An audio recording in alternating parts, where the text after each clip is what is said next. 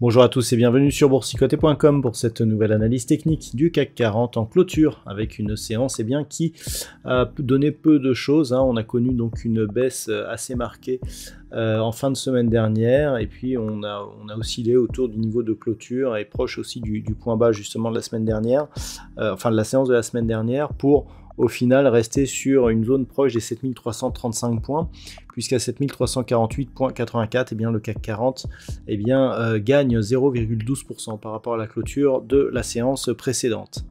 Donc une séance qui d'un point de vue mondial a été marquée par des inquiétudes sur l'immobilier chinois qui semble des inquiétudes qui semblent s'évaporer mais qui a un petit peu stressé les marchés. On reste donc sur ces niveaux dans une configuration technique qui se neutralise au niveau des indicateurs et du MACD. Donc nous avons des histogrammes du MACD qui deviennent hésitants.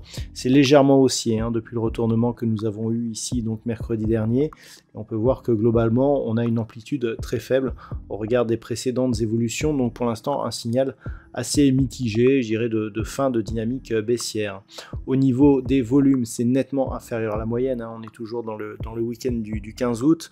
Donc globalement, peu de choses à dire. Donc techniquement, on est toujours ici dans un range. On avait tenté une sortie ici en fin de semaine dernière et puis vendredi on a réintégré et donc on est revenu dans ce range que je vous présentais jeudi comme une zone de neutralité. Le but n'était justement de ne pas revenir sous cette zone des 7380 points pour garder justement un biais haussier. On est revenu en dessous et donc clairement on se neutralise sur une zone ici 7335 que l'on pourrait presque redescendre ici à 7320. Globalement, ça ne fait pas une grosse différence. Et donc, on est dans une phase où on ne sait pas trop justement où l'indice va aller. On a eu l'émergence de ce plus haut significatif qui a relancé une possibilité de dynamique haussière.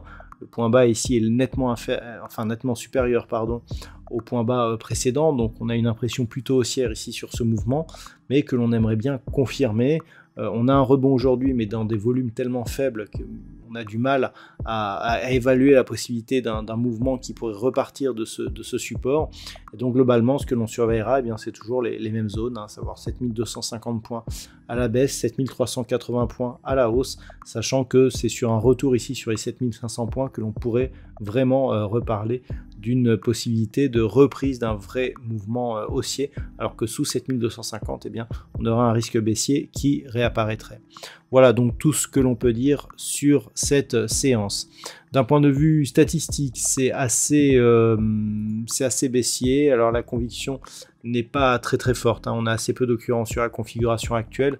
Sachez toutefois que ça reste baissier, avec donc une conviction assez moyenne.